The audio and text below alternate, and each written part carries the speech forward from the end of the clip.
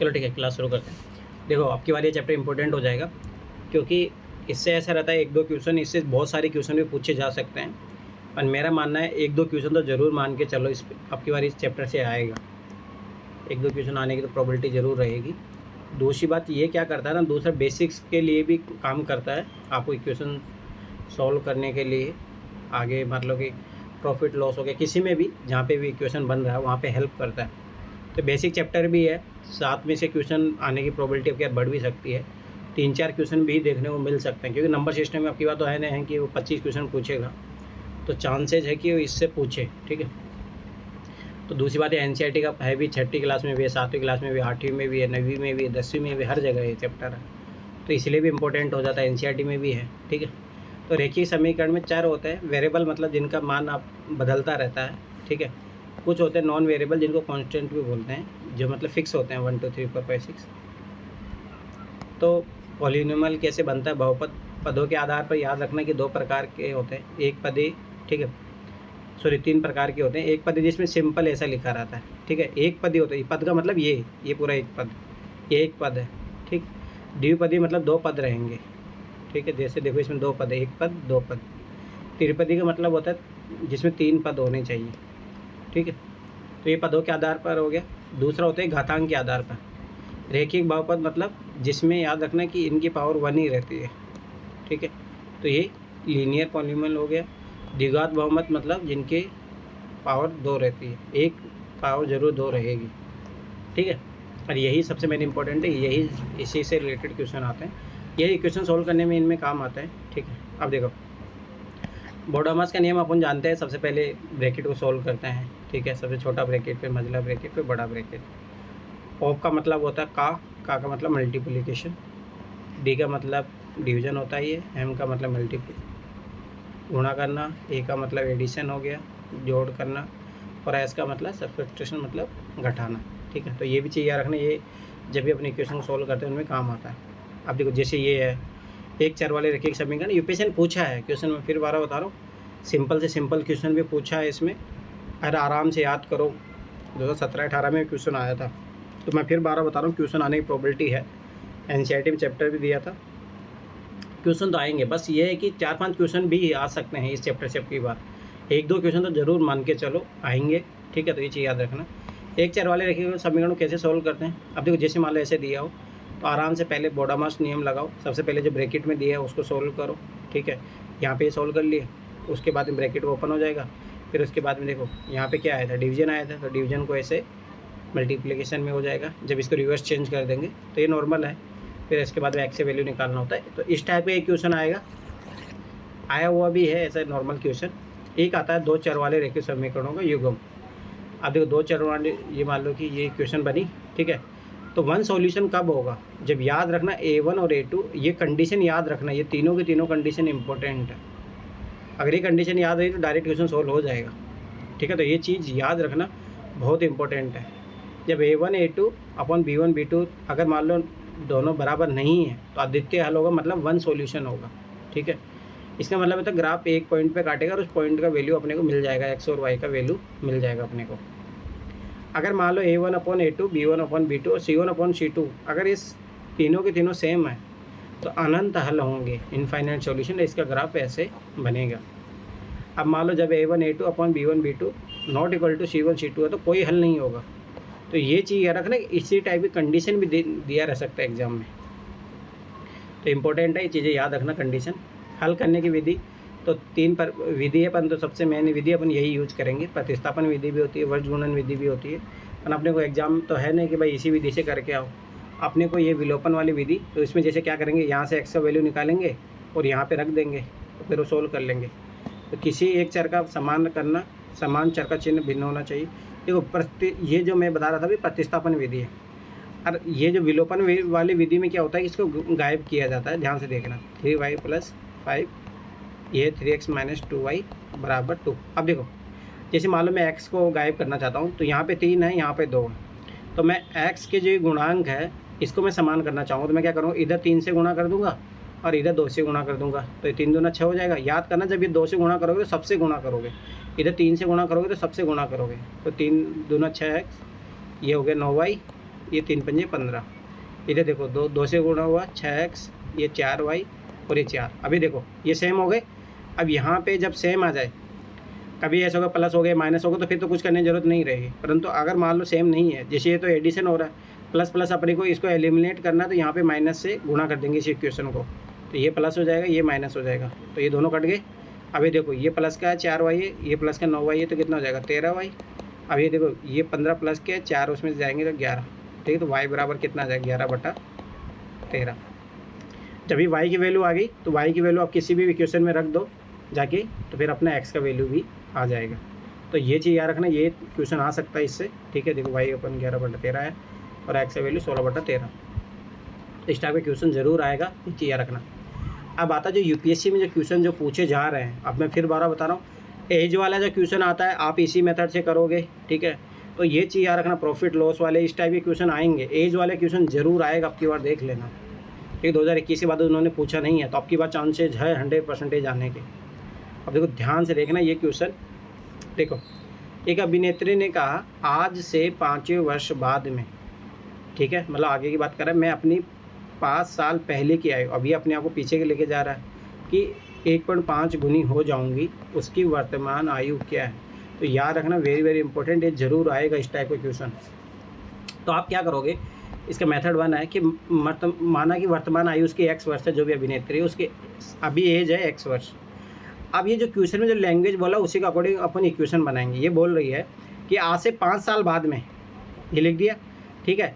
ये क्या बोले कि मैं पिछले वाली 5 साल, तो x में से 5 घटाओगे, वो इसकी ये 1.5 गुनी हो जाएगी। ध्यान से समझना, जो 1.5 गुनी होगी उसको गुणा नहीं करेंगे, बराबर करने के लिए जो कम है उसको 1.5 से मल्टीप्लाई करना होगा, और फिर वही आराम से नॉर्मल इक्वेशन बनेगा, यहाँ से x का वैल्यू अपना आ जाएगा, ठीक है।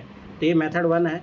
मेरा मानना है, देखो ये वाला तरीका अपना को जरूरी नहीं है कि ये वाला तरीका सीखे, ये कि एडवांस तरीका है सीखने का, मतलब, पर मेरा मानना है कि रहने देना, कोई दिक्कत नहीं है। ये अपना आप देखो, मैं फिर बता रहा हूँ, देखो CSET में अपने को टॉप नहीं करना है, और नहीं कोई उसका कट ऑफ जा रहा है कि नहीं भाई इसमें इतना आपको टॉप, मान लो कि मतलब समझ में आया कि मतलब मेरिट लिस्ट उससे नहीं छटती, उसका पास करना अपने को।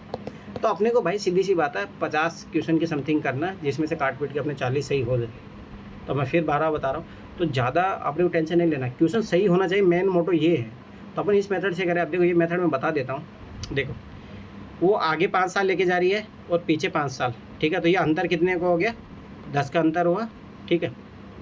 आप देखो ध्यान से देखना, तो ये बोल रही है कि उसकी जो प्रेजेंट जो वैल्यू है उससे वो 1.5 गुना हो गया, ठीक है।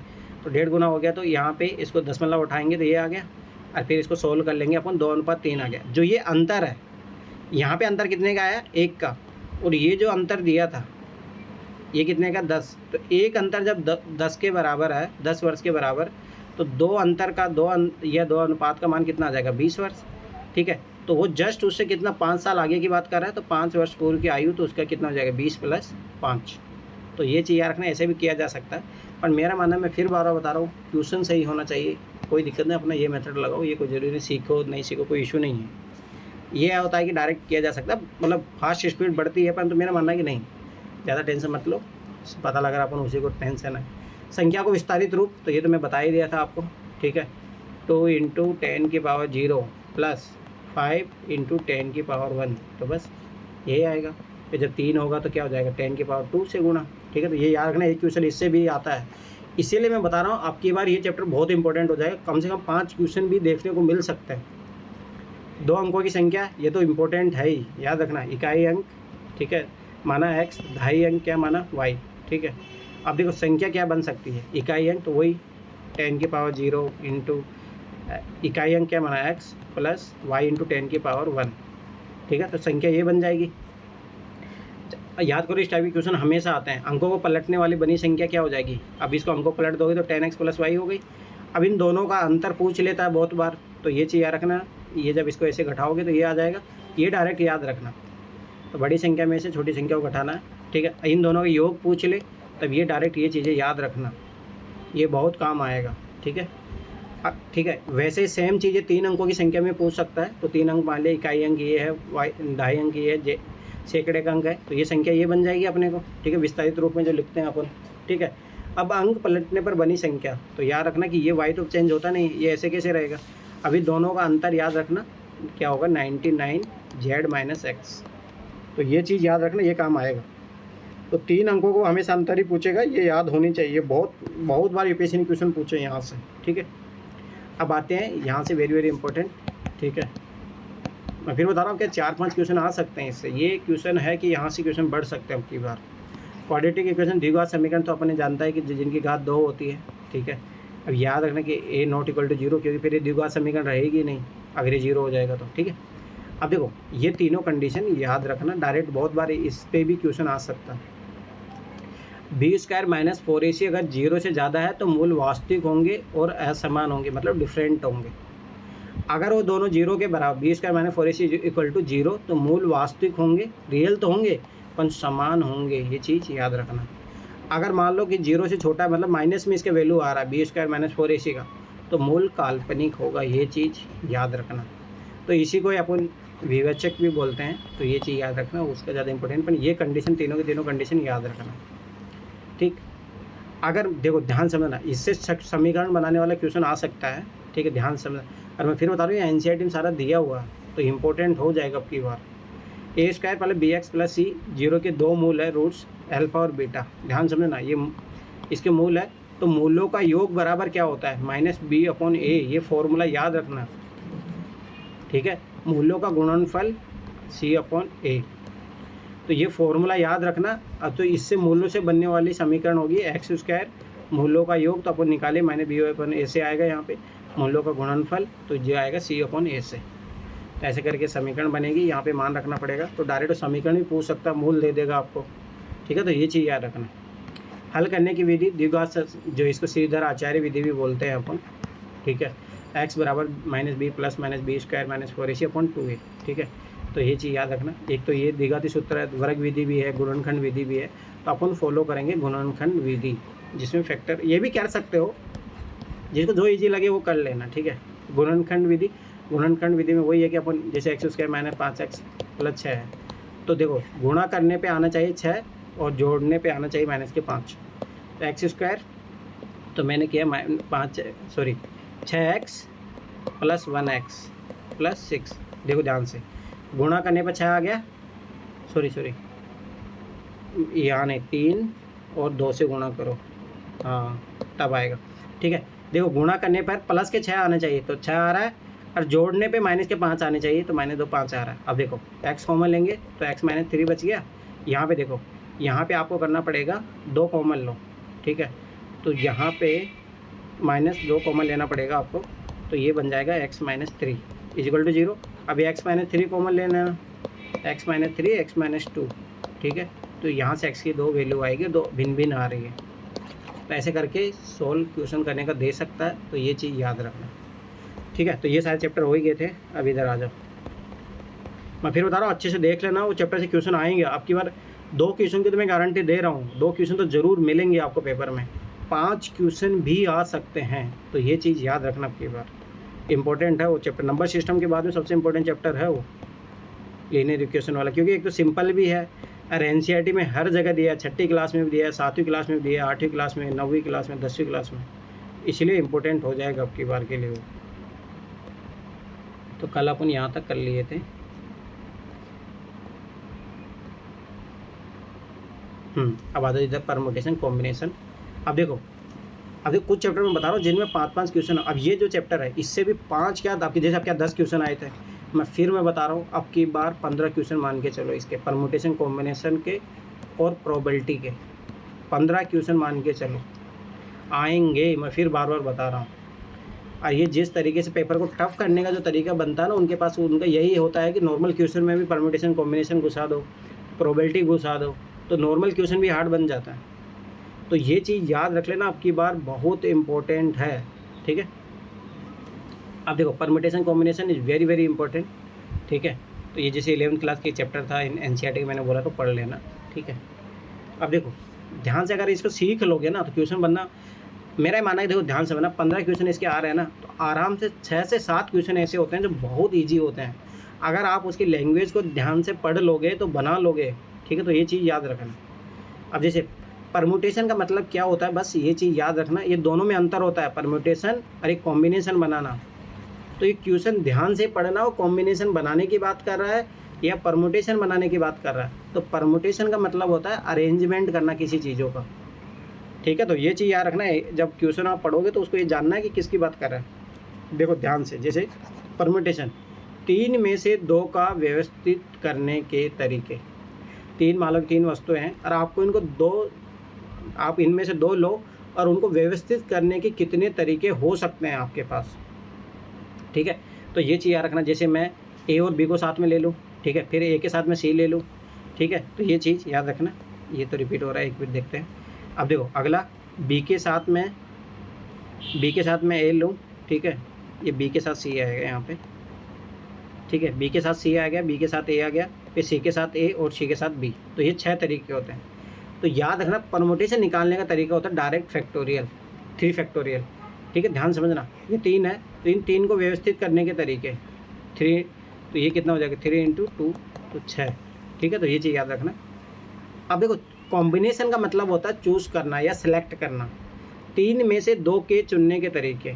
अब देखो 3 में से 2 को चुनने के तरीके, तो ये फॉर्मूला लगेगा 3C2 वाला, कॉम्बिनेशन का याद रखना।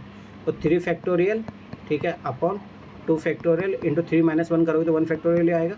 अभी तो देखो इसको ओपन करेंगे तो 3 × 2 का फैक्टोरियल, तो 2 फैक्टोरियल, ये 1 फैक्टोरियल है, तो 2 फैक्टोरियल कट जाएगा, तो ये 1 का तो फैक्टोरियल 1 ही होता है। 3 आंसर आया। तो ये चीज़ याद रखना, किस में ये फॉर्मूला लगेगा और किस में ये फॉर्मूला लगेगा, तो ये चीज़ याद रखना। नहीं, इसमें देखो, इसमें लगेगा P वाला, जब परमुटेशन आएगा ना 3P2, ध्यान समझना। तो इसका फॉर्मूला होता है n फैक्टोरियल n - r का फैक्टोरियल, बस, ठीक है। तो जैसे 3 फैक्टोरियल हो गया, n 3 में से 1 घटाओगे तो कितना बचेगा, 1 ही बचेगा, तो वो इसीलिए डायरेक्ट 3 फैक्टोरियल बोल रहा था। तो ये चीज़ याद रखना, किस में परमुटेशन, देखो 2 फॉर्मूले होते हैं, आगे आएंगे भी। तो ये चीज़ याद रखना, दोनों फॉर्मूले, चल मैं इधर बता देता हूँ। देखो एक होता है NPR, तो इसका फॉर्मूला होता है n फैक्टोरियल n - r का फैक्टोरियल। ये कब लगेगा, जब परमुटेशन की बात कर रहा है, ठीक है। जब कॉम्बिनेशन बनाने की बात करें तो NCR फॉर्मूला लगेगा n फैक्टोरियल, ठीक है, n - r का फैक्टोरियल इंटू r फैक्टोरियल। तो ये दोनों फॉर्मूले, बस पूरा जो परमुटेशन कॉम्बिनेशन है ना, इन 2 ही फॉर्मूले के सारे क्वेश्चन इन 2 ही फॉर्मूले से होंगे। बस आपको क्वेश्चन की लैंग्वेज पकड़ के सीखना है, पूछ क्या रहा है। अब देखो ये चीज़ समझो, 3 में से 2 को व्यवस्थित करने का तरीका, और ये है 3 में से 2 का चुनने का तरीका। तो ये चीज़ याद रखना, चुनना, सेलेक्ट करना एक अलग चीज़ हो जाएगी, चूज़ करना, ठीक है, व्यवस्थित करना एक अरेंजमेंट की बात हो गई। अब इधर देखो, 3 में से 3 को व्यवस्थित करने के तरीके। अब देखो व्यवस्थित करने का तरीका, ठीक है, तो इसके वही 6 तरीके हो जाएंगे, ठीक है। अब देखो ये कैसे, वही फॉर्मूला निकालो, तो आप 3 तो 3 फैक्टोरियल अपॉन 3 में से 3 घटाओगे कितना आएगा 0, तो 0 फैक्टोरियल का मान होता है 1, तो वही 3 फैक्टोरियल का मान कितना हुआ 6। तो ये चीज़ याद रखना। तो नॉर्मल तरीका भी ऐसे पता होना चाहिए, अपन कैसे अरेंज कर सकते हैं। अब देखो 3 में से 3 को चुनने के तरीके, ये फॉर्मूला लगाओ 3C3, तो 3 फैक्टोरियल, तो 3 में से वो घटाओगे तो 0 फैक्टोरियल के मान 1 होता है, याद रखना। और इधर क्या बचेगा 3 फैक्टोरियल, तो 3 फैक्टोरियल कैंसिल, ओनली 1 तरीका, ठीक है। तो ये चीज़ याद रखना। तो ये फैक्टोरियल का पता होना चाहिए, 1 फैक्टोरियल का मान 1 होता है, ठीक है, इसको ऐसे भी लिखा जा सकता है। 2 फैक्टोरियल का मान 2 होता है, 0 फैक्टोरियल का मान, एक मिनट, ये 0 फैक्टोरियल का मान 0 नहीं होता, ये गलत लिखा है। 0 फैक्टोरियल का मान 1 होता है। हाँ 1 होता है, वही तो मैं देख रहा हूँ। सही कह रहे हैं। ये यहाँ पे पता नहीं 0 से लिख दिया, ठीक है। तो ये चीज़ याद रखना, 0 फैक्टोरियल का मान 1 होता है, ठीक है। 3 फैक्टोरियल का मान 6 होता है, ये कुछ याद रखना। 4 फैक्टोरियल का मान 24, 5 का 120, 6 का 720, तो ये चीज़ याद रखना। n फैक्टोरियल को जब तोड़ते हैं तो ऐसे तोड़ते हैं, ठीक है। तो मैं बता ही रहा था, जैसे 3 फैक्टोरियल है तो 3 × 2 × 1 ऐसे करके लिखा जाता है, ठीक है। 7 फैक्टोरियल का मान 5040, 8 फैक्टोरियल का मान 40,320, ठीक है। जितना याद रख सको उतना, बस कोई ज़्यादा टेंशन नहीं लेना, ठीक। तो ये n फैक्टोरियल तो मैं खोलना बता ही दिया हूँ। जैसे मान लो 5 का फैक्टोरियल है तो 5 4 3 2 × 1, ठीक है। तो ये चीज़ याद रखना। अब आगे देखो, अब ये चीज़ रखना, परमुटेशन मैंने बताया था, परमुटेशन का ये फॉर्मूला लगेगा, ठीक है। तो NPR n factorial n minus R, ये मैंने बताया था। अब देखो ध्यान से देखना, ये NCERT में फैक्ट दिया हुआ है 6 वीक होते हैं, तो 6 वीक में कितने दिन होते हैं? 42 दिन। 42 दिन में याद रखना कितने सेकंड होते हैं, तो याद रखना 10 फैक्टोरियल सेकंड होते हैं। 10 फैक्टोरियल जब खोलोगे तो इतने सेकंडे आएगी। तो ये NCERT में एक फैक्ट लिखा हुआ है, अगर आप पढ़ोगे NCERT उसमें दिया हुआ है। आइए देखो, ये रामानुज हार्डिंग नंबर जो मैंने बोला था ना, और ये मोनिका से इंटरव्यू में क्वेश्चन भी पूछा गया था, और ये NCERT के एक चैप्टर में दिया हुआ है। उसमें स्टार्टिंग 1729 ऐसे नंबर है जिनका 2 संख्याओं के क्यूब से वो संख्या प्राप्त की जा सकती है, 1729, ठीक है। तो ये थोड़ा बहुत एक याद रखना, ठीक है। अभी देखो NPN अगर मान लो सेम ऐसा दिया हो तो स्वाभाविक सी बात है क्या बचेगा, n फैक्टोरियल, जैसे मैं बता रहा था अभी 3 फिर 3, तो देखो 3 फैक्टोरियल अपन 3 में से 3 घटा दो तो कितना 0, 0 फैक्टोरियल का मान कितना होता है 1, तो वापस ये आ गया। तो ये अगर मतलब देखो मैं फिर बता रहा हूँ, मेन तो 2 ही फॉर्मूले हैं। अगर मान लो कि आप इन चीज़ों को याद रख पाते हो तो फास्ट कैलकुलेशन होती है, इसके अलावा कुछ ही नहीं। बस याद रखना, जब NPN हो तो n फैक्टोरियल आता है, NPN-1 हो तो n फैक्टोरियल, तब भी जैसे 3P2 तब भी क्या आएगा 3 फैक्टोरियल तो आएगा, कि 3 - 2 करोगे तब भी 1 ही आएगा, तो बचेगा ऊपर क्या 3 फैक्टोरियल ही। तो बस ये याद रखने का तरीका है, याद रह जाए तो बढ़िया, नहीं रहे तो टेंशन मत लेना, अपना वो फॉर्मूला एवरग्रीन है उनको याद रखो। NP0 लिखा हो तो 1 आता है, जैसे मान लो 3P0, अब देखो 3 फैक्टोरियल, अब 3 में 0 उठाओगे 3 फैक्टोरियल, 3 फैक्टोरियल कैंसिल आउट, कितना बचा 1, NPN 1 है तब भी n आएगा। तो ये चीज़ याद रखना, NPN n हो या NPN-1 हो तो n फैक्टोरियल। अब देखो कॉम्बिनेशन की बात, तो ये 2 फॉर्मूले बस यही याद रखना, पूरा परमुटेशन कॉम्बिनेशन इसी से ही सोल्व हो जाता है। बस वो है कि आपको लगाना आना चाहिए, NCR n factorial, r factorial, n-r factorial, बस। तो ये चीज़ याद रखना। इसको अगर मान लो अपन इस फॉर्मूले में चेंज कर दे तो ये वाला बस ये एक्स्ट्रा आता है एक अपने पास, नहीं तो ये देखो ना, ये वही फार्मूला बन गया ना NPR वाला, तो ये वही बात कर रहा है, ठीक है। तो इसके कुछ चीज़ें याद रख पाओ तो बढ़िया, नहीं याद रखो टेंशन मत लेना। NCN बराबर 1 होता है और NCN-1 n होता है, और NC0 1 होता है और NCN1 जो है n होता है। तो ये नॉर्मल चीज़ है, तो इतना ज़्यादा टेंशन मत लेना। याद हो जाए तो ठीक, नहीं हो जाए तो भी कोई दिक्कत नहीं है। मैं फिर बार बार बता रहा हूँ, ये चीज़ याद रखना, ठीक है। अब ये देखो, ये वेरी वेरी इंपॉर्टेंट लगा लो, ये डायरेक्ट क्वेश्चन आए हुए हैं, अब की बार भी आया था, 2023 में भी आया है, तो ये इम्पोर्टेंट है डायरेक्ट, ठीक है। विकर्णों की संख्या निकालनी हो तो याद रखना NC2n-n, ठीक है। तो ये फॉर्मूला लगाना है आपको डायरेक्ट, तो याद रखना। मैं 2023 वाला क्वेश्चन कराऊंगा तो पूछूंगा आप लोगों से विकर्णों की संख्या निकालने का क्या फॉर्मूला है, ये आया हुआ क्वेश्चन है, ठीक है। तो ये चीज़ याद रखना। ये अब देखो ये इंपॉर्टेंट है, वेरी वेरी इंपॉर्टेंट, 2018 में क्वेश्चन आया, हर साल क्वेश्चन आता है, ठीक है। अब देखो ये बस क्वेश्चन का नेचर समझ लो क्या होता है। देखो ब्यूटी है इस शब्दों की कुल संख्या कितनी है, ठीक है। अब भी ध्यान देखो 1 2 3 4 5 6, 6 है, n की वैल्यू अपने 6 है, ठीक है।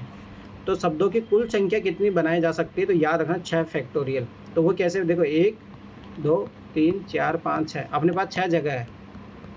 अभी ध्यान से देखना, अब इसको भरने के तरीके कितने हो गए 6, इसको भी भरने के तरीके, इसको भी भरने के, इसको भी 6 तरीके है ना, यहाँ 6 अक्सर कोई भी आ सकता है, तो ये हो जाएंगे 6 फैक्टोरियल शब्दों की कुल संख्या, ठीक है।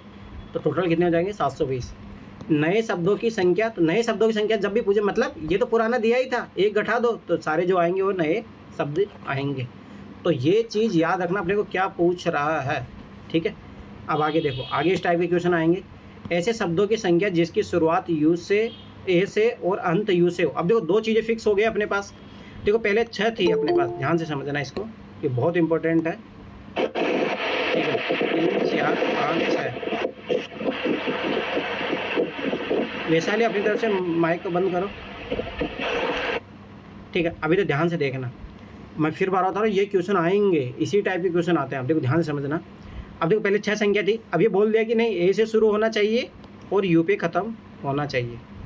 अब देखो, अब ये जो बचे हैं 1 2 3 4 खाली स्थान बचे अपने पास, और 4 ही शब्द बचे हैं, तो बस वापस से वही सेम चीज़, यहाँ पे अपन कितना संख्या रख सकते हैं, ठीक है। यहाँ पे देखो चारों संख्या रख सकते हैं, कोई सी भी आ सकती है। फिर यहाँ पे कौन सी, अब देखो यहाँ पे एक संख्या भर दोगे, बचेगी कितनी संख्या 3, अब यहाँ पे कोई भी 3 आ सकती है। फिर यहाँ पे क्या आएगी 2, ठीक है।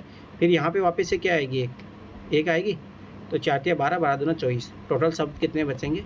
24। तो ये चीज़ याद रखना इज़ वेरी वेरी इंपॉर्टेंट। इस टाइप के क्वेश्चन आएंगे। अब आगे देखो, इस टाइप के क्वेश्चन भी यूपीएससी में आया हुआ है। ऐसे शब्दों की संख्या जिसमें सभी स्वर ये याद होना चाहिए।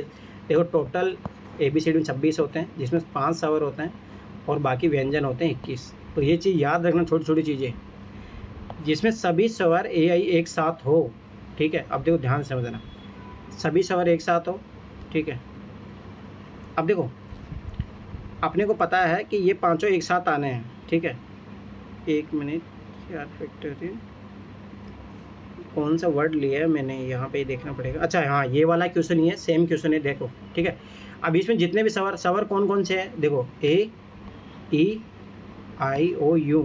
ठीक है, 3 स्वर है, ये साथ में आने चाहिए। तो ये देखो 3 पहले से इन्होंने कवर कर लिया, बचे अपने पास 3। तो इनके लिए क्या लग जाएगा, वापस से वही 3 × 2 × 1।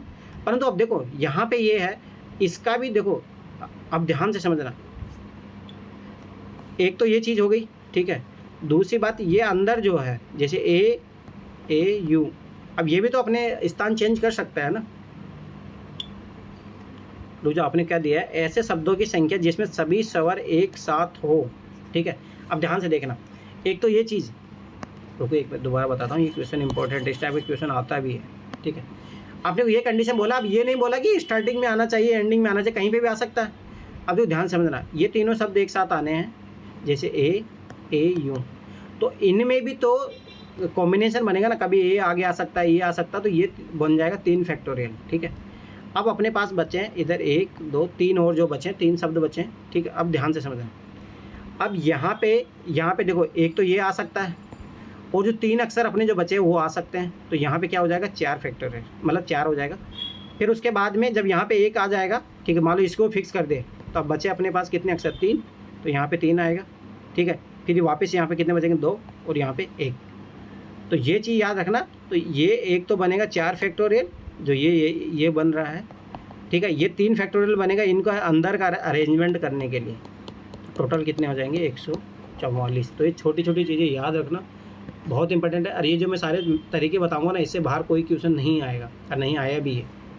तो ये चीज़ रखना। अब देखो वही शब्द है, BTU शब्द को लेके चल रहे हैं अपन। ठीक है, ऐसे शब्दों की संख्या जिसमें सभी स्वर एक साथ और सभी व्यंजन एक साथ। अब बस वही है, 3 वर्ड तो थे, AAU, और इधर जो भी बचे हुए थे, B था और क्या था, T था, BTY। ठीक है, अभी देखो ये बोला कि ये साथ में आने चाहिए, ये साथ में आने चाहिए। अब जो ध्यान समझना, तो इन दोनों के अंदर के लिए 3 फैक्टोरियल, इसके लिए 3 फैक्टोरियल। ठीक है, तो ये तो 2 बार।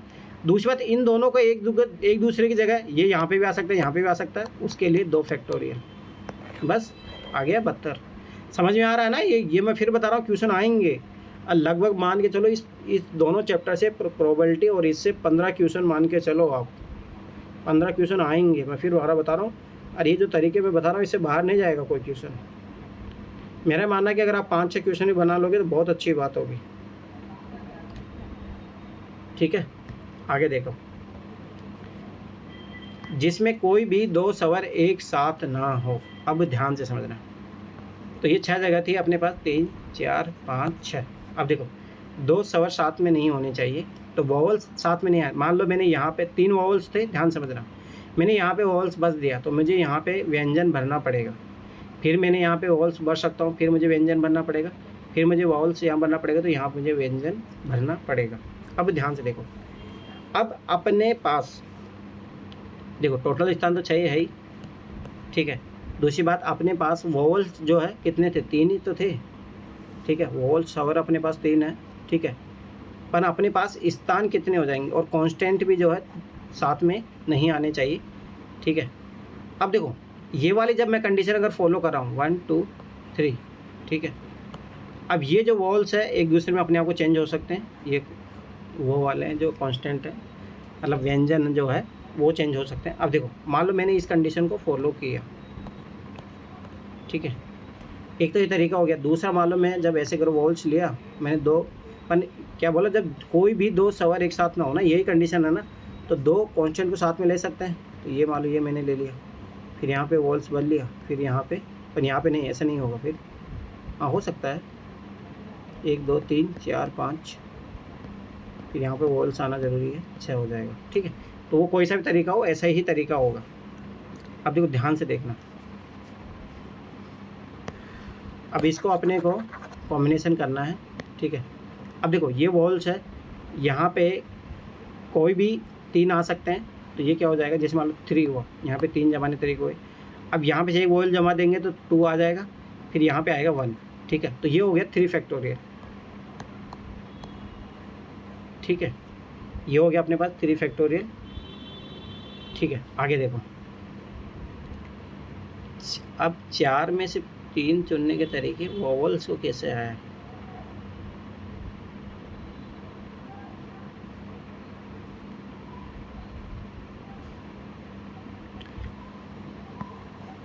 वॉल्स तो अपने पास 3 ही है ना, अपन 4 स्थान कहाँ पे है। अच्छा रुको 1 मिनट, 1 2 3 4, हाँ हाँ, अपन तो ऐसे टोटल स्थान तो कितने 7 हो जाएंगे क्या, 1 2 3 4 5 6 ही तो है।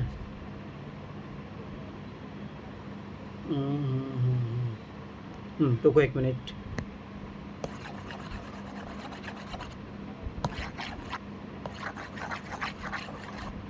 ठीक है, ध्यान से देखना, जिसमें कोई भी 2 स्वर एक साथ नहीं होने चाहिए। ठीक है, तो इसके लिए अपने को सीधी सी बात है, देखो अगर मान लो मैं 3 ही लेके चलता हूँ, ठीक है, कांस्टेंट आ गया, वोवेल्स आ गया, कांस्टेंट आया, तो ये वोवेल्स आया। ठीक है, तो यहाँ पे फिर से मेरे को देखो 2 ही कांस्टेंट आए, तो एक और कांस्टेंट लेना पड़ेगा। ठीक है, अब इसको मुझे एक एक्स्ट्रा लेना ही पड़ेगा, तब जाके अपना ये फुलफिल कंडीशन होगा ना, वो जिसमें कोई भी 2 स्वर एक साथ ना हो। ठीक है, तो अपने पास देखो 1 2 3 और 4। ठीक है, 4 है वॉल्स को, मतलब यहाँ पे भी अगर देखो, एक तो ये तरीका हो गया, अगर मैं वही देखो यहाँ से सी से शुरू कर दूँ, फिर वी, फिर सी, फिर वी, फिर सी, फिर वी, समझ में आया। इसलिए अपन जो 4 है, ये 4 जगह है, अपन अपन को रखना कितने वॉवल्स है, ओनली 3 ही रखना, तो 4 फिर 3 लेंगे। ठीक है, दूसरी बात, इनको जो अरेंजमेंट करने का वो फैक्टोरियल 3 फैक्टोरियल तरीका हो गया। जब इसको अपन सोल्व करेंगे तो 4 फैक्टोरियल अपन 1 फैक्टोरियल, तो ये 4 फैक्टोरियल ही आएगा। तो 4 फैक्टोरियल का मान तो अपने को पता है, डायरेक्ट 24 आता है। 24 × 6 को गुणा करोगे तो 144। तो ये चीज़ समझे, देखो ये चीज़ याद रखना, यहाँ पे 2 तरीके थे, इसीलिए अपने को 4 में से 3 चूज़ करना है। समझ में आया किसी को ये? ये 4 फैक्टोरियल 3 तो समझ में आया, लेकिन 4 फैक्टोरियल ये 4 × 3 × 2 × 6 किधर से आया? अरे ये देखो ना, ये देखो, इसको जब सोल्व करेंगे तब क्या आएगा, फॉर्मूला लगाओ, 4 फैक्टोरियल, 4 में से 3 घटाओगे कितना बनेगा, 1 फैक्टोरियल, तो 1 फैक्टोरियल तो मान तो 1 ही होता है। 4 फैक्टोरियल तोड़ोगे 4 × 3 × 2, तो ये तो यही आया। और ये 3 फैक्टोरियल इनके लिए, इसको यहाँ पे लिखने के देखो 3 मान लो व्यंजन अपने पास, तो यहाँ पे तीनों आ सकते हैं। यहाँ पे जब एक को रख दिया अपन, बचे कितने, 2, यहाँ पे बचे फिर कितना 1, तो 3 × 2 × 1, चाहो तो ऐसे लिख लो या 3 फैक्टोरियल लिख लो, तो फिर इस 3 फैक्टोरियल का वैल्यू कितना है, 6 हो गया ना, ये 144। समझ में आया? जी सर रिपीट करो, क्या हो गया, रिपीट करो। देखो इधर, इसमें ये कंफ्यूजन हो रहा है, वोवल्स कहाँ से आए 4, इसमें तो 3 वोवल्स अरे दे रखे हैं ना, कॉन्सोनेंट भी 3 है और सुनो वोवल्स सुनो भी 3 सुनो है। सुनो, बात सुनो, देखो 2 तरीके जमाने के है ना। देखो जैसे मान लो, ये तो अपने को नहीं बोला ना किससे शुरू करना है, अपने को यहाँ पे बोले जिसमें कोई भी 2 स्वर एक साथ ना हो, बस कंडीशन ये है। तो देखो एक तरीका ये है, ध्यान देखो, मैं यहाँ पे कांस्टेंट मान लो ये लिया, व्यंजन लिया, फिर वोवल्स लिया, फिर मैंने ये लिया, फिर वोवल्स लिया। ठीक है, फिर मैंने को ये लेना पड़ेगा, फिर ये लेना पड़ेगा, तो 1 2 3। ठीक है, एक तो ये तरीका है। दूसरा तरीका, मैं वोवल से शुरू करूँ, 1, फिर कॉन्जेट, फिर वोवल्स। ठीक है, फिर ये आया, फिर ये आया, ठीक है, फिर ये आया। तो इस कारण से देखो, अब अपने पास एक स्थान ये है, दूसरा फिर ये रहा, तीसरा ये रहा, चौथा ये रहा, पर अपने को 4 में से 3 ही चुनना है। स्थान तो अपने पास 4 है, समझ में आया। तो वोवल्स के लिए 4 स्थानों में से अपने को 3 ही चूज़ करना है। तो ये कारण है, क्योंकि अपने स्टार्टिंग में नहीं दिया ना कि किससे शुरुआत करना अपने को, तो ये कारण है 4 में से 3 चुनने का तरीका ये चुनना पड़ेगा। और ये जो बचे रहेंगे इनके जो 3 फैक्टोरियल, तो 3 फैक्टोरियल के लिए 144। अब आगे देखो, जिसमें इस टाइप के क्वेश्चन आपके 2023 में आया था। ठीक है, जिसमें सभी स्वर सम स्थानों पर हो। अब देखो 1 इसको 1 अगर नोटेट करोगे 1 2 3 4 5 6। अब देखो ये स्वर किसके लिए फिक्स हो गए, स्वर के लिए फिक्स हो गए। समिस्थान कितने हैं 3, स्वर भी कितने हैं 3। तो यहाँ पे देखो 3 लगा यहाँ पे, कि अब देखो यहाँ पे फिक्स कर दिया ना। अगर नहीं फिक्स करता तो फिर वापस अपन 4 लेते हैं, पर यहाँ पे इसने फिक्स किया ना, तो ये कारण है। और वही 3 फैक्टोरियल तो इनके लिए ही है, तो वही ठीक है। तो ये चीज़ याद रखना। अब आगे देखो, जिसमें सभी स्वर एक साथ ना हो, ठीक है, तो याद रखना शब्दों की कुल संख्या कैसे निकाले थे, 6 फैक्टोरियल। सभी स्वर एक साथ ना हो, ठीक है, जिसमें सभी स्वर एक साथ ना हो, तो ये देखिए गलत लिखा है यहाँ पे, जिसमें सभी स्वर एक साथ हो, जो निकाले थे ना अपन, 1 मिनट, जिसमें कोई भी स्वर एक साथ ना हो, पूछ क्या, जिसमें सभी स्वर एक साथ ना हो, ये तो पूछ ही रहा अपने को ना, जो सभी स्वर एक साथ, रुको 1 मिनट, देखो आपने को ये पूछ रहा है। मैं सर 3 फैक्टोरियल आया था ना, क्या हो गया, सभी स्वर एक साथ हो उसमें। अरे देखो रुको 1 मिनट, जिसमें सभी स्वर एक साथ ना हो, इसका मतलब है जैसे मान लो EAI करके था ना अपने पास, ये तो अपने स्टार्टिंग में जब देखो याद करो तीनों साथ में लेके बनाए थे, ठीक है, सभी स्वर एक साथ हो, देखो ये रहा, ठीक है, 144, ध्यान समझना।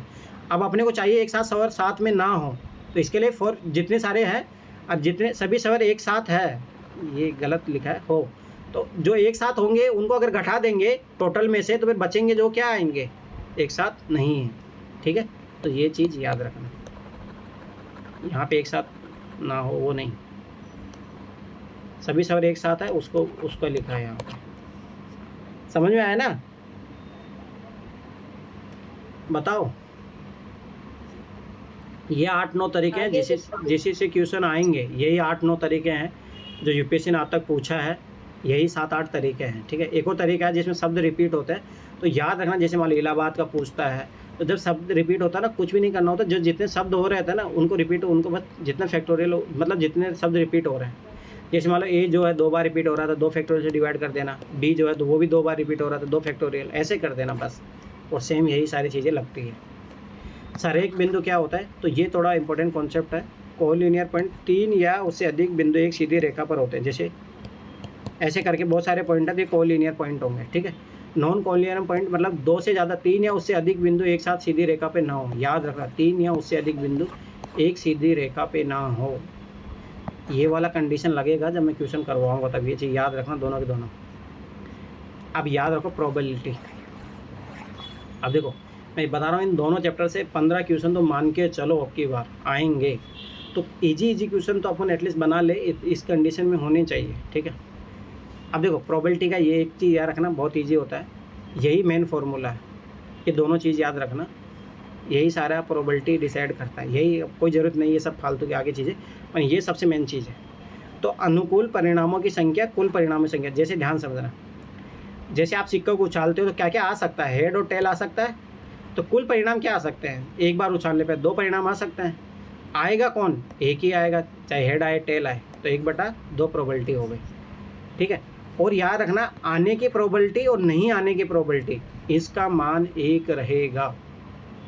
जैसे यहाँ पे मान लो हेड आया, हेड आने की प्रोबेबिलिटी 1/2, तो हेड नहीं आने की प्रोबेबिलिटी भी कितना होगी, 1/2, टोटल वैल्यू कितना होता है दोनों का 1। प्रोबेबिलिटी के मानों का योग हमेशा 1 होता है, इससे ना ज़्यादा होता है, ठीक है। तो ये चीज़ याद रखना, ये हमेशा याद रखना, प्रोबेबिलिटी का मान जो होता है 0 से ज़्यादा होना चाहिए, 1 के बराबर भी हो सकता है, 0 के बराबर भी हो सकता है, पर 0 और 1 के बीच में ही वेरी करेगा, वो चीज़ याद रखना। अगर मान लो P बराबर 1 आ रहा तो निश्चित घटना हुई है, और P 0 है तो असंभव घटना है, ऐसा कोई पॉसिबल नहीं होगा, ठीक है। तो ये चीज़ रखना, किसी प्रयोग में सभी संभावित घटनाओं का प्रयाक्त्या का योग 1 होता है, तो ये मैंने बोला ही था। अब जैसे वही है, कॉइन को उछाला तो क्या आ सकता है, हेड टेल आ सकता है, डाइक याद रखना, 1 2 3 4 5 6, ये दोनों कॉन्सेप्ट याद रखना। यूपीएससी ने देखो 3 ही कॉन्सेप्ट है, कॉइन वाला कॉन्सेप्ट है, डाइक वाला कॉन्सेप्ट है, और दूसरा कार्ड वाला, ताश पत्ती वाला। इसके अलावा प्रोबेबिलिटी में क्वेश्चन नहीं बनते हैं, तो ये चीज़ याद रखना, ये 3 ही कॉन्सेप्ट है। तो ये कॉइन वाला पता ही है, डाइक वाला पता होना चाहिए, ठीक है, ध्यान से समझना। इसे डाइक को 1 बार उछाला जाएगा तो कितनी संभव घटनाएं है, 6 आ सकती है, ध्यान समझना। 2 बार उछाला जाएगा तो 36 आ सकती है, क्योंकि 6 है तो 6 × 6 मल्टीपल, वैसे ही कॉइन के लिए भी 2 बार उछालेंगे तो 4, 3 बार उठा लेंगे तो 8, ऐसे करके याद रखना, मतलब पावर। ठीक है, इसके लिए भी पावर 6 की पावर 1, 6 की पावर 2, 6 की पावर 3, ये चीज़ याद रखना। ठीक है, बस इतना कॉन्सेप्ट पता होना चाहिए। मैं फिर बार बता रहा हूँ, इन तीनों के कॉन्सेप्ट से बाहर नहीं जाता प्रोबेबिलिटी में। ठीक है, बहुत ईजी क्वेश्चन होता है। देखो ना, समझने की बात है, मैं हकीकत बता रहा हूँ ना, और जितने चैप्टर है ना, अगर ये समझ में आ जाए प्रोबेबिलिटी, अरे परमुटेशन कॉम्बिनेशन, 1 सेकंड में आप आंसर निकाल सकते हो, 1 सेकंड में। ये इतना ईजी चैप्टर होते हैं। वैसे बंद म्यूट करो। ठीक है, तो ये चीज़ याद रखना, अगर ये समझ में आ गया ना, बहुत ईजी होते हैं। ठीक है, अब देखो कार्ड ताश पत्ती तो खेला ही होगा। तो देखो इसमें 26 जो पत्ते, टोटल पत्ते 52 होते हैं, ध्यान से समझना, इससे क्वेश्चन भी आता है। टोटल पत्ते होते हैं 52, जिसमें से 26 रेड होते हैं, ब्लैक 26 होते हैं। अब देखो याद रखना कि ब्लैक 26 कौन कौन से होते हैं, 13 होते हैं चिड़ी के, ठीक है, और 13 होते हैं हुक्कम के। रेड में 13 होते हैं पान के, और 13 होते हैं ईंट के। ठीक है, जिसने खेला होगा उसको पता भी होगा, पान के 13, ईंट के 13, हुक्कम के 13, चिड़ी के 13। ठीक, अब देखो इसमें क्या क्या रहता है, एक राजा रहता है, किंग रहता है, एक क्यून रहती है, रानी बेगम, एक गुल्लम, जिसको गुल्ला भी बोलते हैं अपन। ठीक है, एक इक्का रहता है, ये चीज़ याद रखना। तो ये 4 हो गए। जो बचे हुए जो है वो क्या कहलाते हैं, नंबर, जो 2 से लेके 10 तक होते हैं, वो कितने होते हैं, 9। ये सब में सेम कंडीशन है, तो याद रखना। टोटल 52 नंबर में से कितने, 4 बादशाह रहेंगे, 4 ही बेगम रहेगी, 4 ही गुलाम रहेगा, 4 इक्का रहेंगे। तो ये याद रखना। और टोटल कितने होंगे, 36, क्योंकि ये कितने बचे, 4 4 16 हो गए, 16 36 से 52, तो 36 पत्ते रहते हैं, जो 2 से लेकर 9 तक लिखा रहता है, सॉरी 10 तक लिखा रहता है। ठीक है, अब देखो आगे, अगर ऐसा पूछ ले फेस तस्वीर वाले, तो तस्वीर वाले याद रखना, बादशाह, बेगम और गुलाम। इक्के में कोई तस्वीर नहीं रहती है। तो ये टोटल कितने होते हैं, 12। इसी की प्रोबेबिलिटी पूछ ले तो 12/52।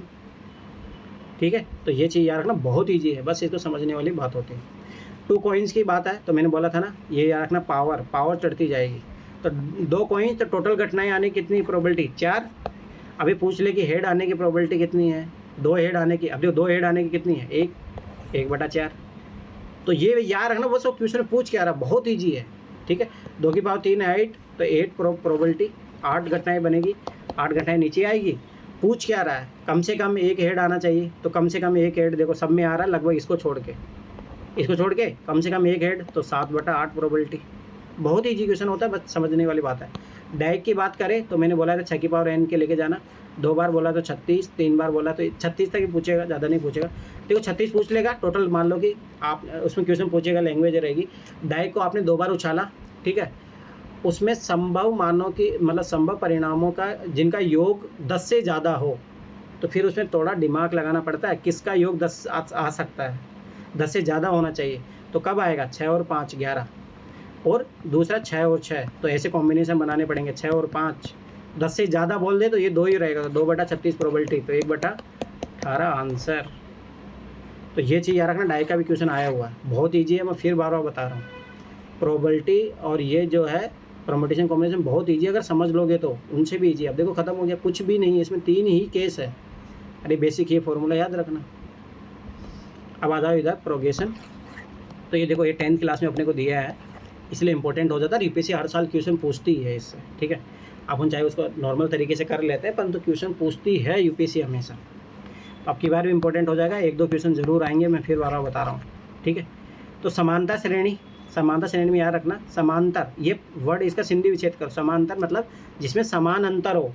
तो याद रखना, ये डी क्या कहलाता है, सार्वंतर ही कहलाता है, इसमें सब में समान अंतर रहेगा। ठीक, तो इसलिए देखो ए में डी जोड़ दोगे, फिर 2D 3D। ठीक है, an का मतलब होता है जहाँ an है nवां पद। ठीक है, ए क्या है, प्रथम पद है, n पदों की संख्या है, डी सार्वंतर है। ठीक है, डी सार्वंतर बोलते हैं। तो सार्वंतर कैसे निकालोगे, a2 - a1। ठीक है, तो इस तरीके सार्वंतर आएगा। पदों का योगफल, तो ये फॉर्मूला याद रखना, इस फॉर्मूले पे बेस बहुत क्वेश्चन आए हैं। Sn = n/2a + n - d। एक यही पदों का योगफल, ये वाला फॉर्मूला भी होता है, Sn n/2, a मतलब प्रथम पद। ठीक है, जब l अंतिम पद दिया हो तो ये फॉर्मूला लगाना, जब नहीं दिया हो तो ये फॉर्मूला लगाना। ठीक है, ये समानता श्रेणी होगी। दूसरा होता है गुणोत्तर श्रेणी। अब अगला होता है, देखो 3 प्रकार की श्रेणियाँ होती है, समानता श्रेणी, ठीक है। गुणोत्तर श्रेणी एक हरात्मक श्रेणी होती है। हरात्मक में क्या होता है, दोनों का मिक्स रूप दिया रहता है। और याद करो जो इस टाइप के क्वेश्चन आते हैं 2, 14, 16, इसमें कौन सा कॉम्बिनेशन लग रहा है, तो यही सब चीज़ें लगती है। अगर आपको AP GP ये समझ में आ गया ना, तो ये भी समझ लो कि ये क्वेश्चन बहुत है। देखो याद करो 2022 में 2 क्वेश्चन आए थे, मैं आपकी बार बता रहा हूँ आएंगे, इस टाइप का क्वेश्चन आएगा। 3-4 क्वेश्चन तो ये मान के चलो इस चैप्टर से, 2 तो क्वेश्चन इस टाइप के आ जाएंगे, ठीक है। 2 क्वेश्चन आएंगे जो लैंग्वेज वाले क्वेश्चन आते हैं। तो NCERT का चैप्टर है, इंपॉर्टेंट है, करके जाना अच्छे से। ये फॉर्मूला है, इन फॉर्मूले से बाहर नहीं जाएगा, मैं पहले बता रहा हूँ। गुणोत्तर श्रेणी होती है तो याद रखना, गुणोत्तर श्रेणी में क्या होता है, गुणा रहता है, गुणा होता रहता है। तो देखो A × R क्यूब, तो ये चीज़ ANवा पद क्या होगा, A मतलब प्रथम पद, R मतलब सार्वन ये जो, ठीक है, सारोनुपात बोलते हैं इसको। तो सारोनुपात निकलेगा A2/A1, ठीक है। n पदों की संख्या हो गई। तो ये चीज़ याद रखना, गुणोत्तर श्रेणी में ये फॉर्मूला लगता है अगर अंतिम पद कोई सा पद पूछे तो उसको ज्ञात करने के लिए, ठीक है। पदों का योग पूछे, जब R का वैल्यू 1 से ज़्यादा हो तब ये फॉर्मूला लगेगा, ठीक है। A/n⁻⁻1 R-1, जब R का मान 1 से ज़्यादा हो, जब R का मान लो 1 से कम हो, तब ये फॉर्मूला लगेगा n के पदों का योग। बस वो सिग्नल चेंज हो जाता है, इधर से उधर हो जाता है, कोई अंतर नहीं, ठीक है। दूसरी बात, अनंत पदों का योग पूछे तो ये चीज़ याद रखना, ये लगेगा। तो A प्रथम पद, R सार्वनुपात हो गया, तो ये चीज़ याद रखना। इसके अलावा हरात्मक श्रेणी भी है। तो हरात्मक श्रेणी ऐसे यूपीएससी कभी पूछा नहीं है, होती है हरात्मक श्रेणी, थोड़ा आइडिया रखना। उसमें क्या होता है, AP + GP दोनों लगता है। तो उसमें क्या करना होता है, जैसे मान लो कि सीक्वेंस दे दिया, तो आप उसको जैसे मान लो उसमें AP भी लग रहा है, तो AP वाले पार्ट को अलग करना पड़ेगा, GP वाले पार्ट को अलग करना पड़ेगा, फिर यही दोनों सेम फॉर्मूले लगा दो। तो ये भी याद रखना, एक हरात्मक श्रेणी भी होती है। अब आगे देखो, ज्योमेट्री क्वेश्चन इंपॉर्टेंट है, पर मेरा मानना है कि अगर इस चैप्टर को नहीं भी, जैसे मैंने इंपॉर्टेंट चैप्टर लगाए थे जब NCERT, तो मैंने मना भी कर दिया था, कोई दिक्कत नहीं है, क्योंकि ये चैप्टर बहुत लेंदी पड़ता है, ठीक है। नहीं भी पढ़ के जाओगे तो कोई इशू नहीं। मैं फिर बता रहा हूँ, एग्जाम वाले दिन ये नहीं भी देखोगे तो कोई इशू नहीं है, ठीक है। पर और चैप्टर को मत छोड़ना, ठीक है। यहाँ तो मैं करवा देता हूँ, पर मेरा मानना है कि कोई दिक्कत नहीं है। इसके 1-2 क्वेश्चन आते हैं, छूट भी जाएंगे तो कोई दिक्कत नहीं। मैं फिर बता रहा हूँ, अपने CSET क्वालिफाई करना है, टॉप नहीं करना है CSET। वैसे मैं बता देता हूँ, परंतु ये चीज़ चैप्टर अगर छोड़ भी दोगे तो टेंशन नहीं लेना। इस चैप्टर के फॉर्मूले याद नहीं हो रहे हैं, कोई इशू नहीं है। 1-2 क्वेश्चन आते हैं, 10 क्वेश्चन तो नहीं आएंगे चैप्टर से, इसकी मैं गारंटी दे रहा हूँ। 1-2 क्वेश्चन तो आएंगे, ये तो है, 1-2 क्वेश्चन तो आएंगे, पर नहीं भी आ रहा तो टेंशन मत लेना, ठीक है। तो याद रखना कि 2 होता है, 2D होता है, एक 3D होता है। तो 3D का आयतन कहलाता है, 2D में याद रखना अपन क्षेत्रफल निकाल सकते हैं, परिमाप निकाल सकते हैं, परिधि निकाल सकते हैं। परिधि मतलब वृत्त की परिधि हो गई। तो इसमें कौन कौन सा आते हैं, 2D में आयत आता है, वर्ग आता है, वृत्त आता है, त्रिभुज आता है, बहुभुज आता है। 3D में मतलब 3D में आता है घन आता है, घनाभ आता है, बेलन आता है, शंकु आता है और गोला आता है। तो अपन पहले 2D वाले पढ़ेंगे। आयत क्या होता है, देखो, जिसकी लंबाई चौड़ाई होती है, पहली बात, ठीक है। उसमें जैसे आमने सामने की भुजाएं समान होती है, तो ये चीज़ याद रखना, आयत क्या, पहली कंडीशन, ठीक। दूसरा कंडीशन, भुजाओं के पास 90 डिग्री कोण बना रहता है, ठीक है, और एक विकर्ण होता है, ठीक है। तो ये चीज़ याद रखना, इसकी यही कंडीशन है। तो जैसे आमने सामने वाली भुजाएं सेम होती है, ठीक है, और ये 2 भुजाएं परस्पर समांतर होती है। देखो ये AD और BC समांतर है, वैसे AB और DC भी समांतर है, ठीक है। तो ये कंडीशन ही हो गई। दूसरा, इनका जो कोण है वो सब 90 डिग्री होता है, कोणों का योग 360 डिग्री होता है, ठीक है। तो ये आयत का थोड़ा कंडीशन है, याद रखना। क्षेत्रफल क्या होता है, लंबाई इंटू चौड़ाई होता है, ठीक है। परिमाप क्या होता है, तो वही है कि देखो ये L है तो ये भी L हो गया, ये B है तो ये B हो गया। तो कितना टोटल परिमाप क्या है, चारों भुजाओं का योग, तो जोड़ दो तो कितना हो जाएगा, 2L + 2B। तो 2 कॉमन ले लोगे तो L + B, तो ये वाला हो गया। विकर्ण की लंबाई वो देखो, याद करो अपना जो फॉर्मूला है, 90 डिग्री सामने क्या कहलाता है, कर्ण। तो वही लगा दो अपना, कर्ण स्क्वायर प्लस आधार स्क्वायर, आधार L मान लो, L का स्क्वायर प्लस लंब का स्क्वायर, B का स्क्वायर, बस। तो वही चीज़ है विकर्ण निकालने का तरीका। तो मेरा मानना कि कोई दिक्कत नहीं, बस बेसिक आइडिया रख लो तो क्वेश्चन सोल्व भी हो जाते हैं डायरेक्ट, ठीक है। वर्ग की क्या होता है, वर्ग की चारों भुजाएं सेम होती है, पहली बात। तो जैसे ये है तो सभी चारों A रहेगी, ठीक है। तो पहले वो चारों भुजाएं सेम होती है और दोनों भुजाएं समांतर होती है, ठीक है, ये वाला। और इस सब जगह 90 डिग्री का कोण बना रहता है। क्षेत्रफल क्या हो गया, भुजा स्क्वायर, ठीक है। परिमाप 4A हो गया, ठीक है। विकर्ण √A2 वही नॉर्मल चीज़ है, अब बस यहाँ पे देखो ए रख के देख लो, यहाँ पे देखो एल है तो ये भी एल हो गया, तो एल स्क्वायर भुजा स्क्वायर हो गया। फिर यहाँ पे एल रख लो, ठीक है, तो ये 2 × 4 क्या हो जाए, 4 एल हो जाएगा। वही सेम चीज़ है, यहाँ पे एल स्क्वायर रख लो तो एल स्क्वायर 2 एल स्क्वायर तो √2l, बस वही सेम चीज़ है, कोई अंतर नहीं है, ठीक है। अब आ जाओ त्रिभुज। त्रिभुज देखो ए बी सी, मान लो जब तीनों भुजाएं अलग अलग हो, ठीक है। अब देखो गुणधर्म क्या होता है, जब ए बी का मान जोड़ दे सी से ज़्यादा हो, या बी सी का मान ए से ज़्यादा हो, ए प्लस सी का मान बी से ज़्यादा हो, या जब इन दोनों का अंतर कम हो, ठीक है, तीसरी भुजा से, और इन तीनों भुजाओं का योग, मतलब जो आंतरिक कोण बनेगा यहाँ पे 180 डिग्री होना चाहिए त्रिभुज की क्वालिटी।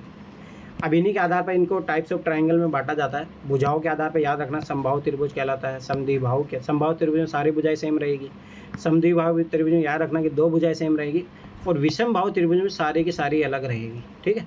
कोणों के आधार पर त्रिभुज को डिवाइड किया जाता है। न्यून कोण त्रिभुज जिनका कोण 90 डिग्री से कम होता है, समकोण त्रिभुज जिसमें एक एंगल जो है 90 डिग्री रहेगा, अधिक कोण त्रिभुज जिसमें एक एंगल जो है 90 डिग्री से ज़्यादा रहेगा, ठीक है।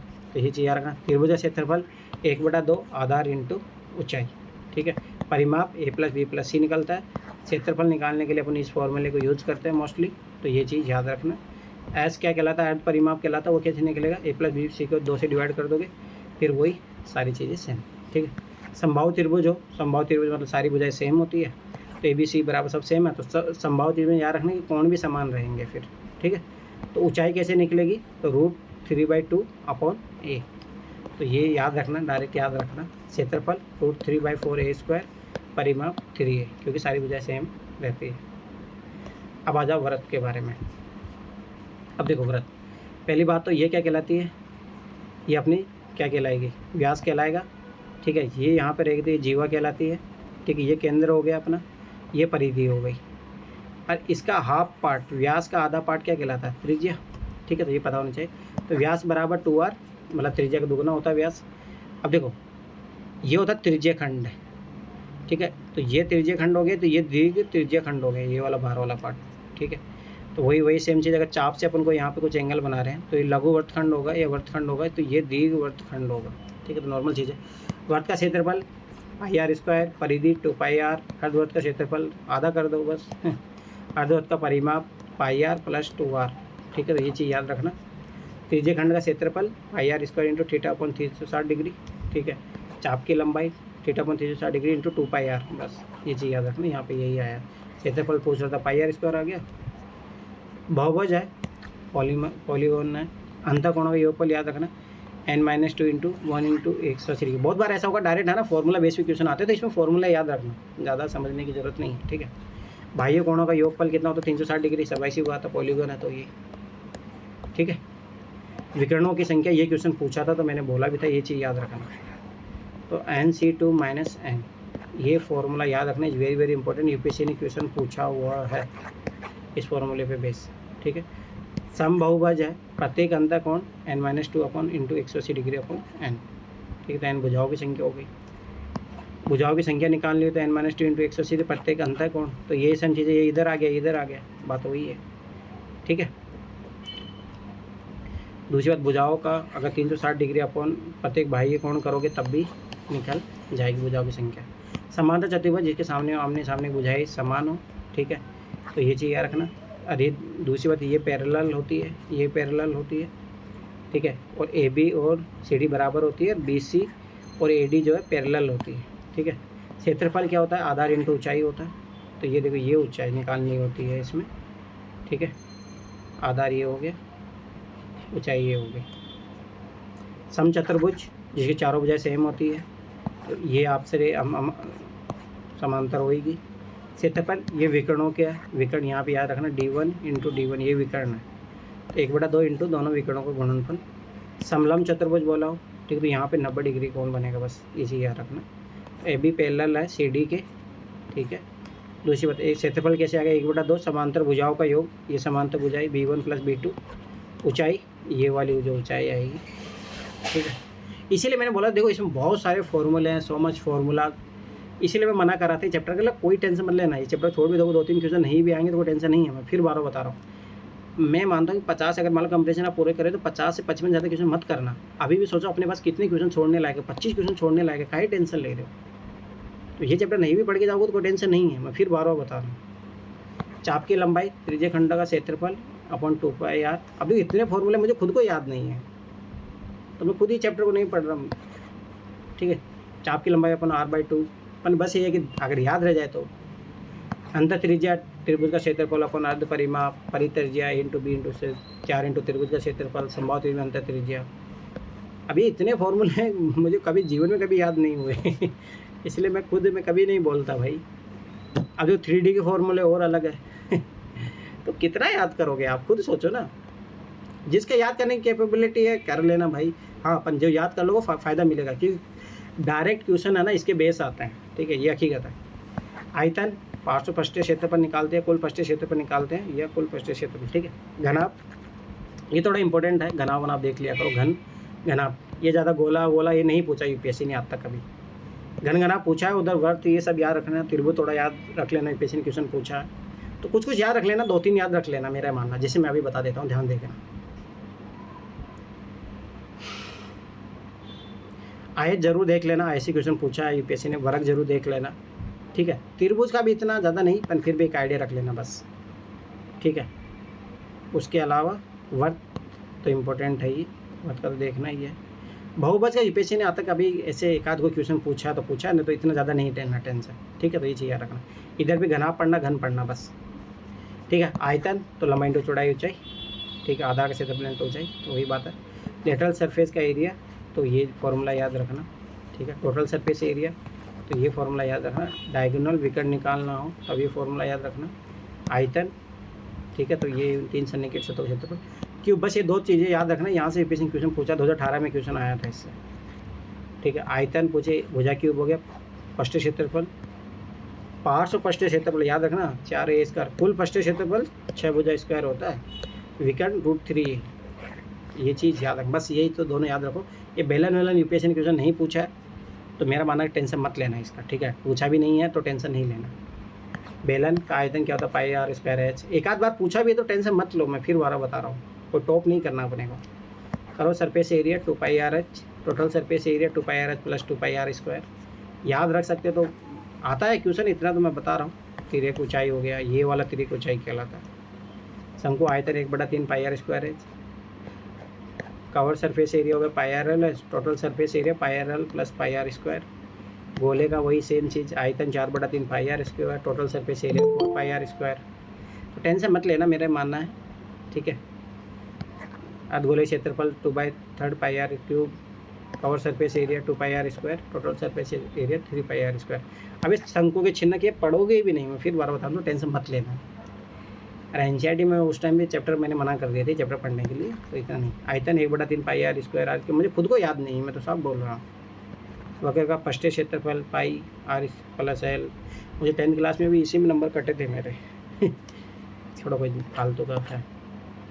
कुल पृष्ठीय क्षेत्रफल πr + देखो इतने फॉर्मूले आप तो खुद सोच रहे, इसीलिए मैंने इस चैप्टर को बना किया था। देख लेना, जिसको याद हो जाता है तो मैं तो फिर बार बताऊँगा। ये कॉन्सेप्ट याद रखना, 1 मीटर क्यूब बराबर 1000 लीटर, 1 लीटर बराबर 1000 ml होता है, और 1 मीटर क्यूब बराबर 1000 लीटर, तो 1000 ये 10,000 ml, अच्छा 1 लाख ml हो जाएगा। अब देखो ज्यामिति, ये चैप्टर मैंने मना कर दिया था, एनसीईआरटी में पढ़ने की कोई ज़रूरत नहीं है, ठीक है। फिर भी एक आध क्वेश्चन आता है, देख लेना, पर ये तो मत देखना भाई, ये बहुत जो 1-2 मैंने बोला वो इम्पोर्टेंट देख लेना। वहाँ से क्वेश्चन आए तो ठीक है, नहीं तो टेंशन मत लेना। देखो मेरा माना कि एग्जाम में देखो जितना कम दबाव से जाओगे ना उतना ज़्यादा अच्छे से परफॉर्म करोगे, और हर चीज़ पढ़ने के चक्करों में सब पगला जाओगे, ठीक है। पॉइंट होता है तो पॉइंट का याद रखना, देखो इसका कोई डायमेंशन नहीं होता है, सरेख बिंदु जो एक रेखा में होते हैं, असरेख बिंदु, ठीक है, तो ये चीज़ याद रखना। 1 डायमेंशन में जैसे लाइन रेखा होती है 1 डायमेंशन में, ठीक है, रेखाखंड होता है जिसका सेगमेंट, अब इससे आगे कुछ भी नहीं है। किरण क्या होती है, एक पॉइंट से शुरू होगी और आगे बढ़ती जाएगी। 2 डायमेंशन में एंगल होता है, याद रखना, कोण, न्यून कोण।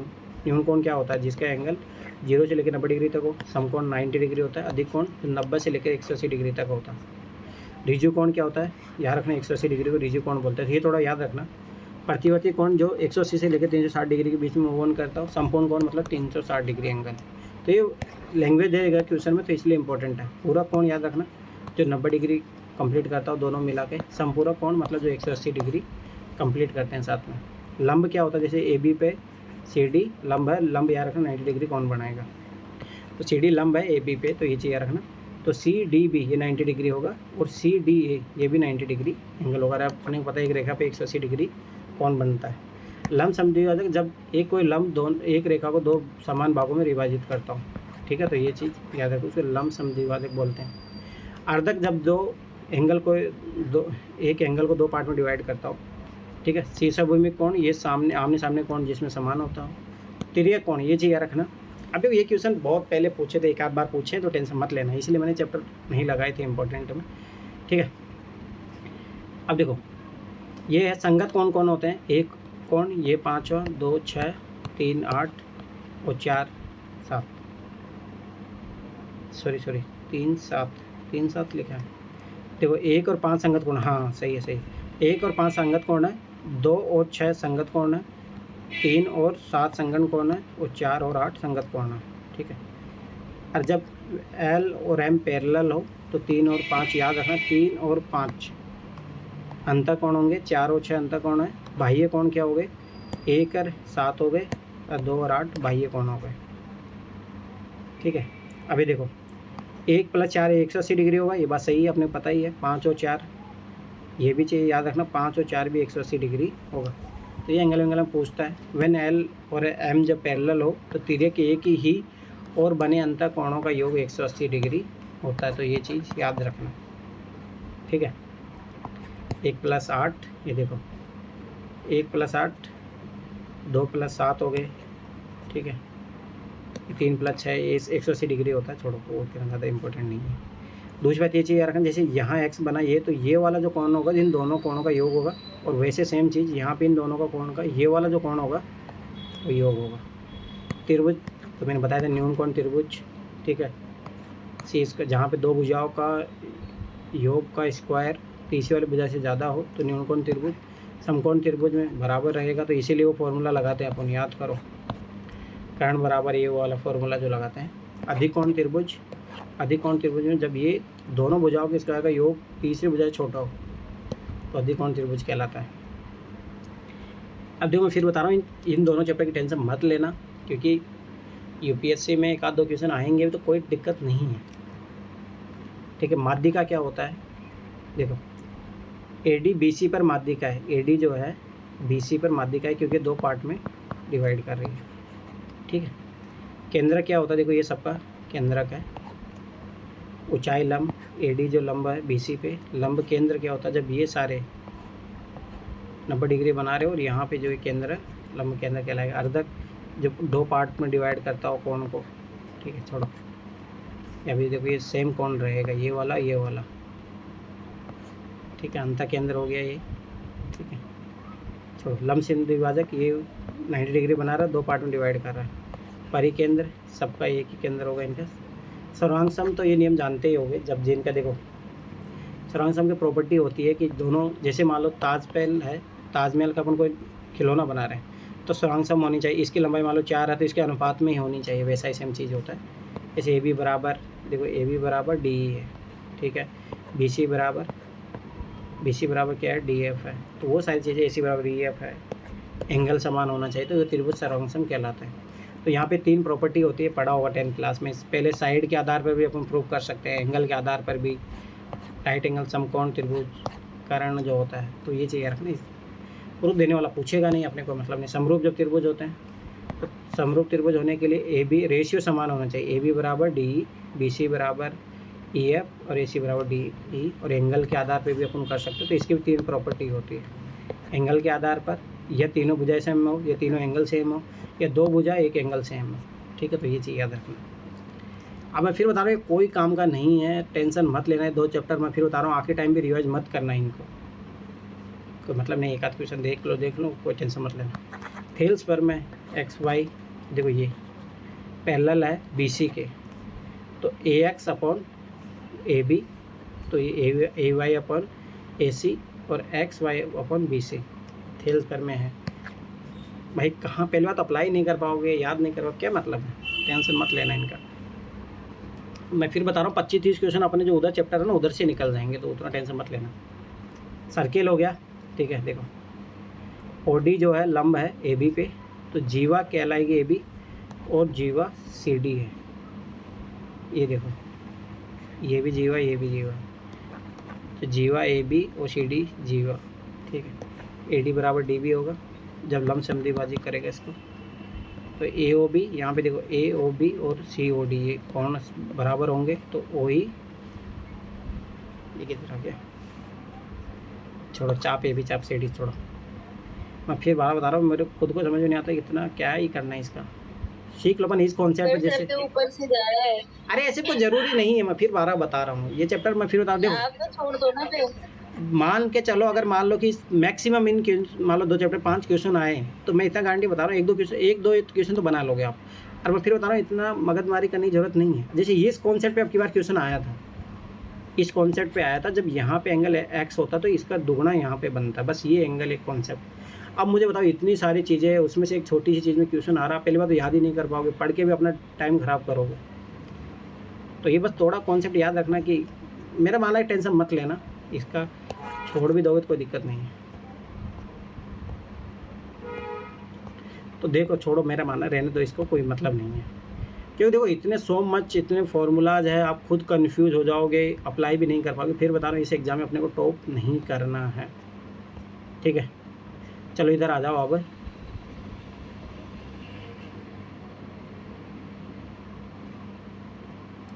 ये एक बात थोड़ा देख, नहीं छोड़ो, उसी के बारे में है, छोड़ो इधर आ जाओ। ये वाला चैप्टर जो सबसे इम्पोर्टेंट चैप्टर है, तो ये जब देखो मैं फिर बता रहा हूँ इन पे ध्यान दो। डाटा इंटरप्रेशन और याद रखना सफिशिएंसी से मिनिमम 5 क्वेश्चन मैक्सिमम 10 क्वेश्चन आ सकते हैं, तो ये बहुत इम्पोर्टेंट है, ठीक है। 5 से लेकर 10 क्वेश्चन मान लो इसका, जैसे 2018 में तो कम से कम 20-22 क्वेश्चन आ गए थे। तो ये इम्पोर्टेंट चैप्टर है, इस पर फोकस करो, ठीक है। तो डाटा इंटरप्रेशन तो याद रखना, आंकड़ों की व्याख्या, जो ग्राफ वाले क्वेश्चन आते हैं, लाइन चार्ट हो गए, पाई चार्ट हो गया, बार ग्राफ हो गया, टेबल आ गया, मैं बता रहा हूँ ना, आपकी बार 2 से लेकर 5 क्वेश्चन आ सकते हैं इसके, ठीक है। तो ध्यान से मैंने जो क्वेश्चन करवाए हैं उसी के बेस आएंगे। तो इसमें किस किस सब्जेक्ट का नॉलेज होना चाहिए, प्रतिशत का नॉलेज तो प्रतिशत मैं करवा चुका हूँ, कोण का नॉलेज होना चाहिए, ठीक है। स्टैटिक्स का थोड़ा बहुत नॉलेज होना चाहिए, ठीक है। कोऑर्डिनेशन पॉइंट ये तो पता ही है, प्रथम चतुर्थांश, सेकंड चतुर्थांश, थर्ड चतुर्थांश, फोर्थ चतुर्थांश, ये तो नॉर्मल चीज़ है। एक्स एक्सिस दूरी, ये सब नॉर्मल चीज़ है, ठीक है। अब इधर आओ, देखो ये हो गया ग्राफ निरूपण, तो अपन जानते हो 2 राशियों के आधार पर ग्राफ 2 प्रकार के होते हैं, प्रत्यक्ष विचरण, ठीक है, या प्रतिलोम विचरण। जब रिवर्स घट रही हो कोई चीज़, बढ़ रही है, तो उसको प्रत्यक्ष विचरण बोलेंगे। प्रतिलोम विचरण जिसमें घट रही हो कोई चीज़। कुछ विशेष प्रकार के ग्राफ होता है, एक्स के समांतर ग्राफ, एक्स के, ठीक है, वाई एक्स के समांतर ग्राफ, तो ये ऐसे होगा, तो यहाँ पे वाई कांस्टेंट होगा, यहाँ पे एक्स कांस्टेंट होगा। वर्धमान ग्राफ जो बढ़ते रहे, अनुपाती वर्धमान जो एक अनुपात में बढ़े, चर घातांकी मतलब एक एक्सपोनेंशियल, ये 2013 का क्वेश्चन है। वर्धमान ग्राफ ये भी देखो बढ़ रहा है, ठीक है, तो वाई बराबर एक्स एन की पावर रहती है, इधर ये वाला रहता है। वृद्धि ज़्यादा है कम, इसके लिए क्षेत्रफल के आधार पर अपन डिसाइड करते हैं। ह्रासमान ग्राफ जो घट रहा हो, ठीक है, देखो ये घटते हुए ग्राफ है। अनुपाती जिसमें एक अनुपात में घट रहा हो, चर घातांक आसमान एक चर घातांक के रूप में घट रहा हो। चाल बराबर दूरी बटा समय, वेग बराबर विस्थापन अपन समय, त्वरण अपने को पता होना चाहिए, वेलोसिटी में समय के अनुसार जो परिवर्तन होता है, ठीक है। ग्राफ की ढाल निकालने का फॉर्मूला y2 - y1 अपन x2 - x1, ये तो फॉर्मूला होता है नॉर्मल, ठीक है। चाल समय ग्राफ को दूरी समय ग्राफ में बदले। देखो ध्यान देखना, ये है चाल का ग्राफ, चाल और समय का ग्राफ। अब देखो ध्यान देखना, समय के साथ क्या हो रही है, चाल एक कॉन्स्टेंट है, तो फॉर्मूला लगाओ, चेंज करने का फॉर्मूला है ना, समय बराबर दूरी बटा चाल। ये ग्राफ दिया अपने को चाल और समय के बराबर, ठीक है। अब देखो क्या हो रहा है, समय के साथ जो है दूरी क्या हो रही है, सॉरी चाल क्या है, सेम है, पर याद रखना चाल सेम है तो दूरी तो बढ़ती जाएगी ना, पर कांस्टेंट रूप से बढ़ेगी ये, ठीक। अभी तो देखो चाल है, समय है, t1 समय पर चाल इतनी है, ठीक है, और यहाँ पे इतनी है, तो याद रखना दूरी भी ट्रेवल करेगा एक पॉइंट तक। यहाँ पे देखो चाल जो है समय के साथ बढ़ती जा रही है, तो दूरी भी हमेशा समय के साथ बढ़ती जाएगी, परंतु इस फॉर्मेट में नहीं, इस फॉर्मेट में बढ़ेगी, ये चीज़ याद रखना, बस ये नॉर्मल चीज़ें हैं। जनसंख्या पिरामिड, इसके रिलेटेड क्वेश्चन आया था, high birth rate, high death rate, short life expectancy, ठीक है, प्रसारित स्टेशनरी, ये नॉर्मल चीज़ें छोड़ो, ठीक है। याद रखना डेवलप्ड कंट्री की तो मैंने बोला था, जिसका बेस सबसे कम याद हुआ 2013 का क्वेश्चन था वो, इसका बेस सबसे छोटा है, उसका याद रखना जन्म दर यहाँ पे सबसे कम हो गया, लो डेथ रहता है, लो बर्थ रेट है, तो उसका कॉन्ट्रैक्ट्स होता जाएगा, ठीक है। पर वहाँ वृद्धों की संख्या बढ़ती जाएगी। डेवलपिंग कंट्री जैसे भारत में क्या हुआ, यहाँ बेस ज़्यादा है तो बच्चे बहुत ज़्यादा है, और हाई बर्थ रेट है, लो डेथ रहता है, तो ऐसे ग्राफ बनेगा। तो ये नॉर्मल चीज़ है। एक चैप्टर बचा है अब, data sufficiency is very very important chapter. 5 से लेकर 10 क्वेश्चन मान के चलो आएंगे, ठीक है।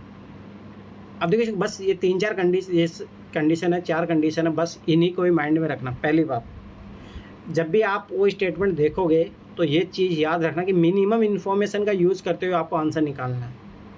तो सबसे मेन इसकी कंडीशन है मिनिमम इन्फॉर्मेशन, और वो यही पूछता है कि कितने स्टेटमेंट की आवश्यकता है। तो याद रखना मिनिमम इन्फॉर्मेशन, जिससे आप आंसर का, और ये भी याद रखना आंसर का यस या नो आपको निकाल के नहीं बताना कितना वैल्यू आ रहा है, क्या दिया जा सकता है या नहीं दिया जा सकता, यस या नो, ठीक है। डेफिनेट आंसर होना चाहिए, ओनली वन आंसर, यस या नो, बस, डाउट में नहीं।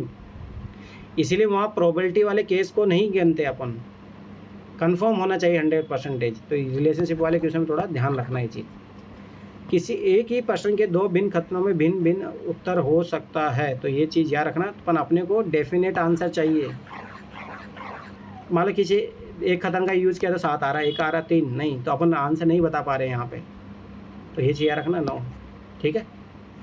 वाट, यस या नो, व्हेन कथन पर्याप्त है उत्तर देने के लिए। अब ध्यान समझना, जैसे पूछ रहा है x + 3 = 2 है, तो x का वैल्यू कितना आएगा।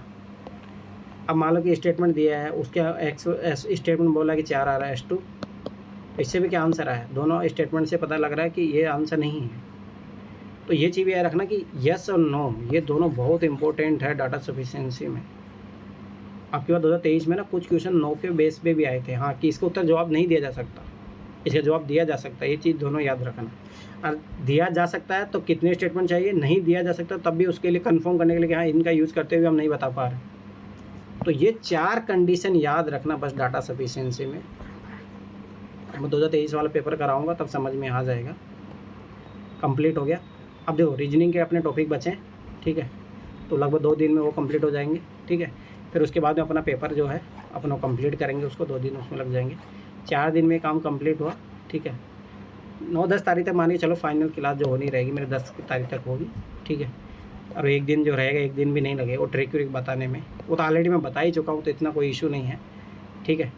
वैसे तो कोई वो नहीं है, ठीक है। तो मैं फिर बार बता रहा हूँ, 2 चैप्टर को छोड़ भी देना कोई दिक्कत नहीं, पर जो मैंने और चैप्टर बोले हैं वो बहुत इंपॉर्टेंट है। प्रोबेबिलिटी ये ज़्यादा अच्छे से पढ़ लो तो ज़्यादा फ़ायदेमंद रहेगा। किसी कुछ पूछना है